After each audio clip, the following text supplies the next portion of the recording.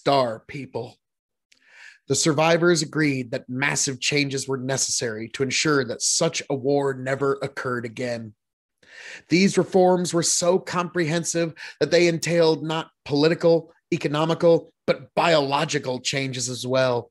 One of the greatest differences between the people of the two planets was that over time, they had almost become different species. It was believed that the solar system could never completely unify until this discrepancy was overcome. The answer was a new human subspecies, equally and better adapted not only to Earth and Mars, but to the conditions of most newly terraformed environments as well. Furthermore, these beings were envisioned with larger brains and heightened talents, making them greater than the sum of their predecessors. Normally, it would be hard to convince any population to make a choice between mandatory sterilization and parenting a newfangled race of superior beings.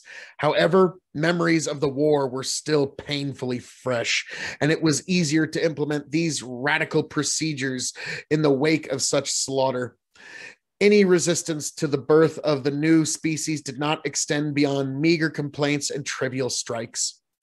In only a few generations, the new race began to prove its worth. Organized as a single state and aided by the technological development of the war, they rapidly terraformed and colonized Venus, the asteroids, and the moons of Jupiter and Saturn. Soon, however, even the domain of soul grew too small. The new people who inherited it wanted to go further, to new worlds under distant stars. They were to become the star people. Colonization and the mechanical Oedipus. Even for the star people, interplanetary travel was a momentous task. Early minds had boggled over the problem, and fantasies such as faster than light travel and hyperspace emerged as the only solutions. Simply put, it was impossible to take a large number of people with enough supplies to even the closest star to make colonization feasible. The existing technologies could only slug among a mere percentage of light speeds, making the journey an epoch-spanning affair. Enormous generations ships were conceived and even built, but these succumbed to technical difficulties or onboard anarchy after a few cycles. The solution was to first go there and make the colonists later. To this end, fast and small automated ships were sent forth to the stars. On board were semi-sentient machines programmed to replicate and terraform the destination and construct its inhabitants from the genetic materials stored on board. A bizarre problem plagued such attempts.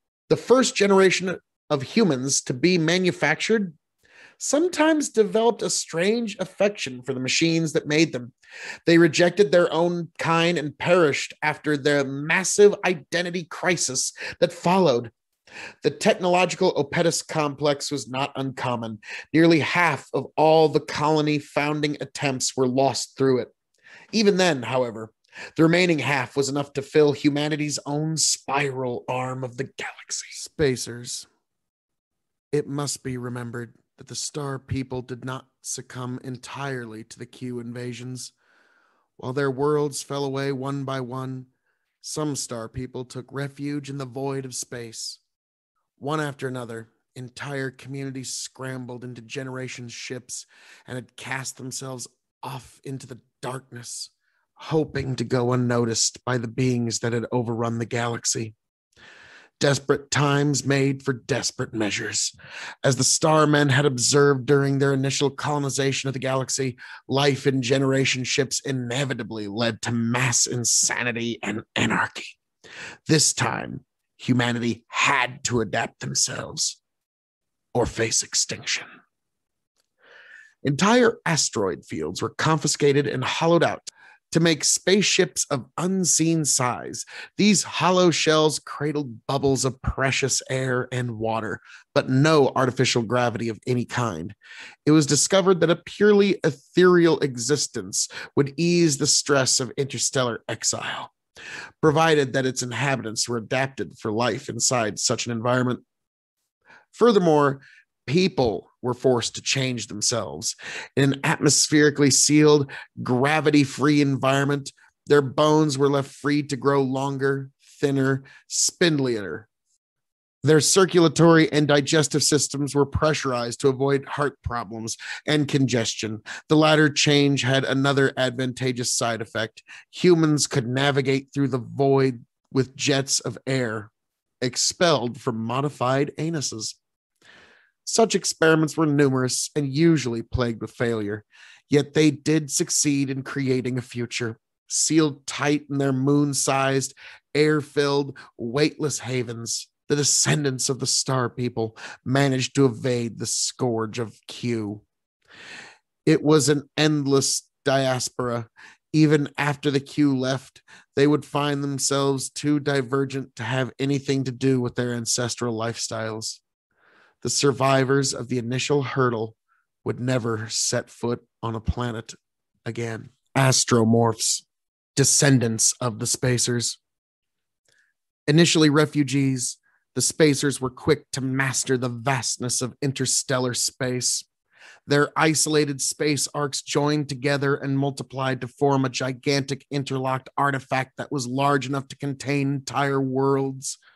But no planets lay inside the Asteromorphs' capital, only cavernous, gravity-free bubbles where the inhabitants could finally develop to their fullest. Freed from the constraints of weight, their bodies grew spindly and insectile, with individual digits extending into multitudes of thin, versatile limbs. Other than these, the only developed organs were their derived jet sphincters, which went on to become the principal means of locomotion. But above all were their brains, their bulging, swollen brains. With no hindrance from gravity, the human brain could grow into unprecedented sizes. Each generation devised experiments that produced offspring with greater cranial capacity, giving rise to beings who went through their everyday lives thinking in concepts and structures scarcely comprehensible to people of today. The physiological limitations of the human mind had been long since debated.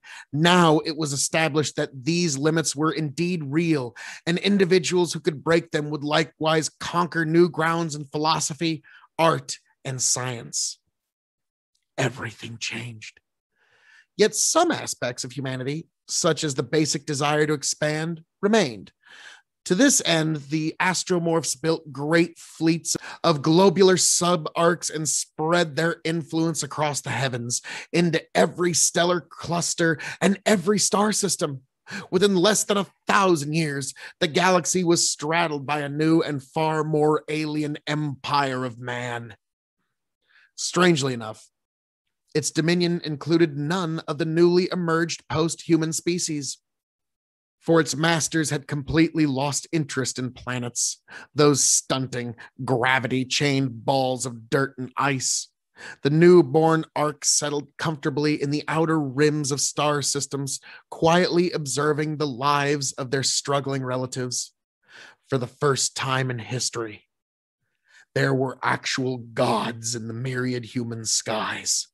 They were silent and weren't even noticed for most of the time, but their watchfulness was ultimately going to pay off.